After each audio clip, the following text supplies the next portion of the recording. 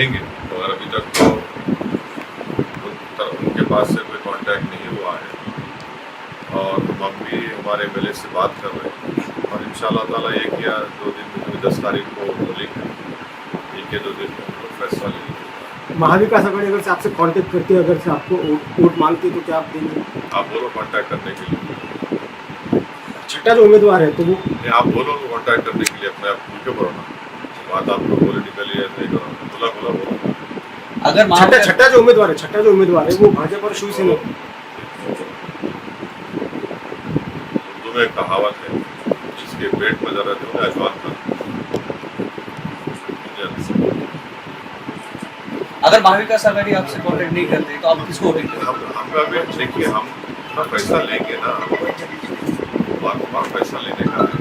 हमारे आजकल आज या कल में पैसा लेंगे, जो हमारे मालेगांव में हुआ, जो हमारे मुफ्ती इस्माइल साहब हैं, हमारे पार्टी लीडर हैं विधानसभा में, मेरी उनसे बातचीत, वो मुफ्ती इस्माइल साहब से इम्तियाज जलील साहब की बात की, हमारे जो महाराष्ट्र के सदर हैं, और कल बहुत देर तक रात में मेरी फारूक साहब से बात हुई, और उनके दोनों विधानसभा के डेवलपमेंट के बारे में मेरी बात हुई, वहाँ भी डेवलपमेंट के इशू हुए, सब चीज़ें देखते हैं क्या होती है। सर, महाराष्ट्र के जो मुख्यमंत्री उद्धव ठाकरे, उनकी कल औरंगाबाद में एक रैली है, जनसभा को संबोधित करने वाले, क्या रिएक्शन है सर?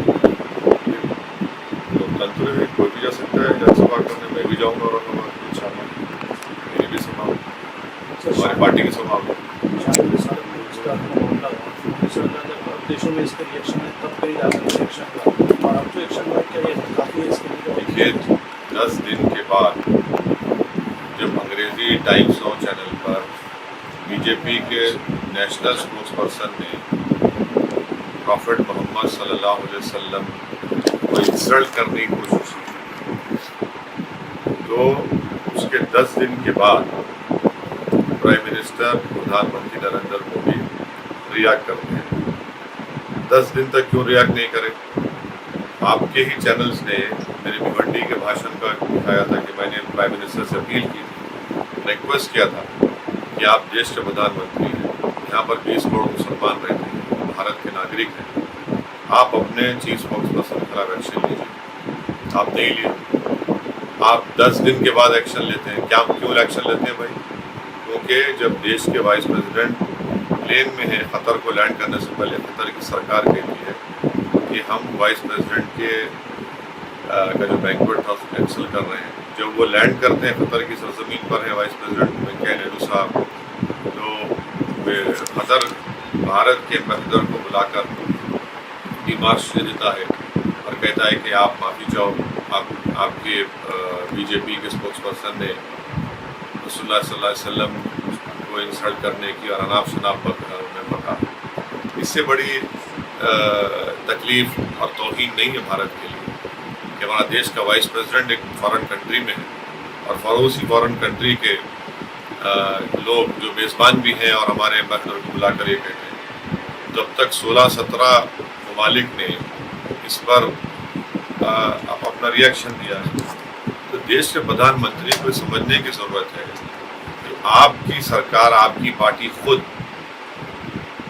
भारत में अल्पसंख्यक समाज मुसलमानों के खिलाफ एक नफरत का तूफान आपने खड़ा कर दिया। आपने भारत के बाइज़्ज़त मुसलमानों के खिलाफ एक ऐलान जंग का ऐलान कर दिया, और इसी वजह से हम देखते हैं कि आप ही के नेशनल स्पोक्स पर्सन ने अनाप शनाप बकवास बनी। ये बिल्कुल, अगर ये कोई कह रहा है कि सिर्फ सस्पेंशन से काम हो जाएगा, नहीं।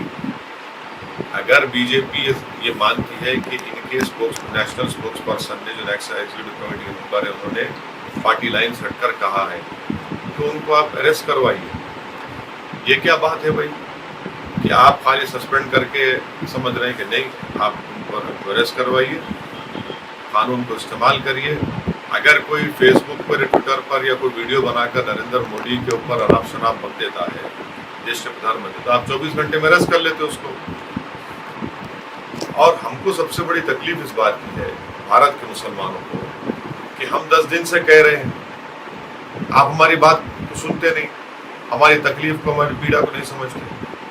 मुसलमानों के लिए सबसे बड़ी चीज़, सबसे महबूब चीज़ जो है वो प्रॉफिट मोहम्मद सल्लल्लाहु अलैहि वसल्लम की ज़ात ग्रामी है। उससे बढ़कर कोई चीज़ नहीं हमारे लिए। आप हम पुकारा नहीं सुन रहे, आप कोई फॉरेन कंट्री के लोग इस पर बोलते हैं तो आप रिएक्ट करते हैं। भाई हमारी तकलीफ को आप क्यों नहीं सुनेंगे? तो देश के प्रधानमंत्री जो भारत के मुसलमानों को इन फॉरेन कंट्रीज के प्रिज्म से देखते हैं, वो उनकी गलत सोच है। वो उनको जब उनके देश का नागरिक पुकार कर कह रहा है हाँ वो मुसलमान है, मगर उनको ही चाहिए था कि वो इन मुसलमानों की पहली बात सुन लेते और उनकी तकलीफ को समझते और उसी वक्त एक्शन ले लेते। आप 10 दिन के बाद एक्शन लेते तो आपका एक्शन जो है हालत मजबूरी में आपने लिया। और हम देश के प्रधानमंत्री को और भाजपा के लोगों को बता रहे हैं कि 6 मिलियन भारत के लोग इन गल्फ कंट्रीज में रहते हैं।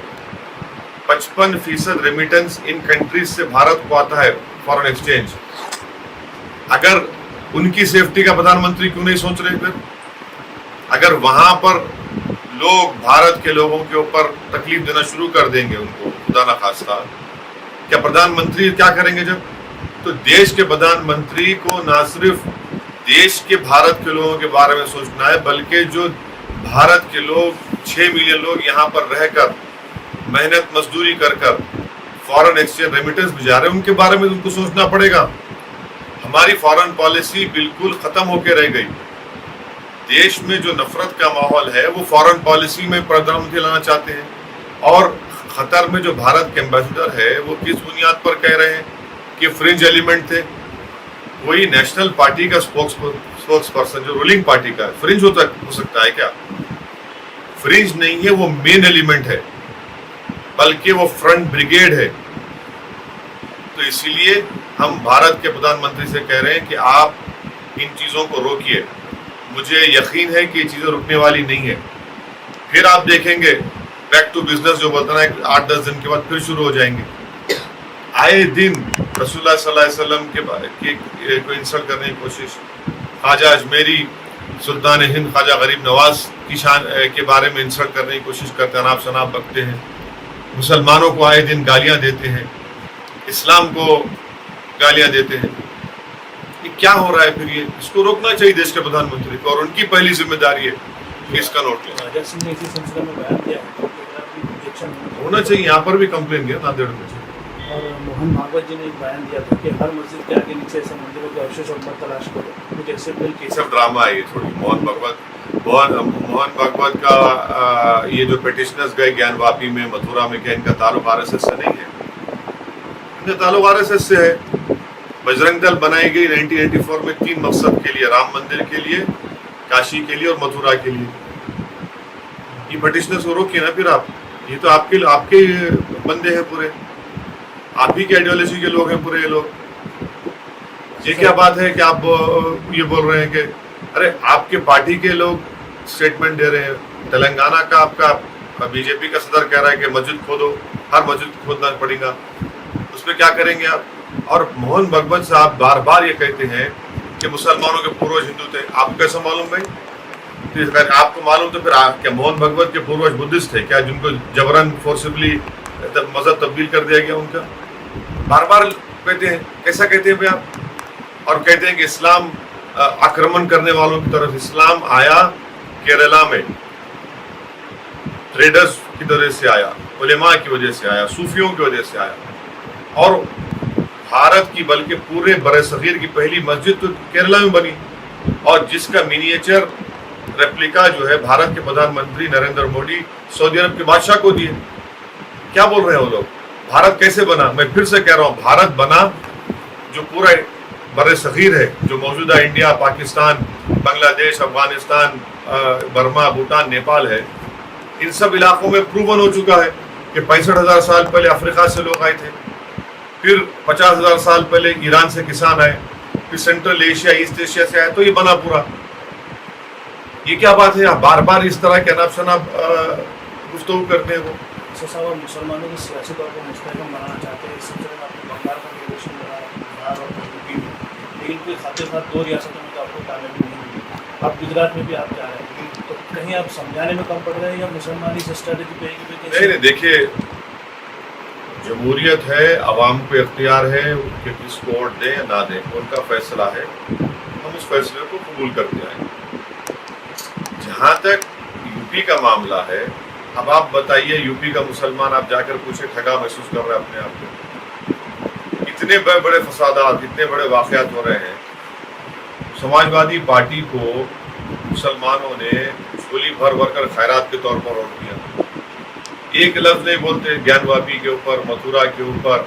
खुद उनके एक पार्टी का विधायक है, मुसलमान है, पेट्रोल पंप का उनका तोड़ दिया गया, उस पर जबान नहीं खोलते।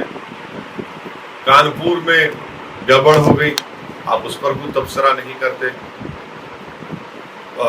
आपके बदायूं में एक जगह, एक मुकाम पर एक मुस्लिम लड़के को पुलिस वाले मारकर उसके रेक्टम में लकड़ी डाल देते हैं, आप कुछ नहीं बोलते।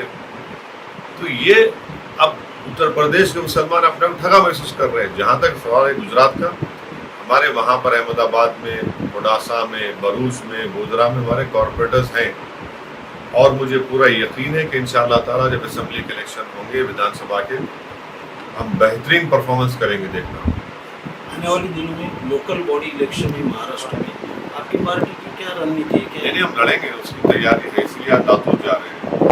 फिर हम महाराष्ट्र के हमारा टूर होगा, हमारी पार्टी एक्टिव हो चुकी है, तो इसलिए हम तैयारी कर रहे हैं, और हमारी पार्टी के पूरे मेंबर्स एक्टिवली काम कर रहे हैं उसके। किसी के साथ आप जो पार्टी है तो उनके साथ आघाड़ी वगैरह करेंगे आने वाले इसमें? अभी देखेंगे, अभी तो बताएंगे, तो जल्दी होगा, टाइम आएगा बताएंगे। साथ में वंचित आघाड़ी जो प्रकाश आंबेडकर जो आपसे पहले में आया, जिससे होगा नहीं होगा, इसका ये जवाब आपको हमारे इंटरजलील साहब और फारूक खान साहब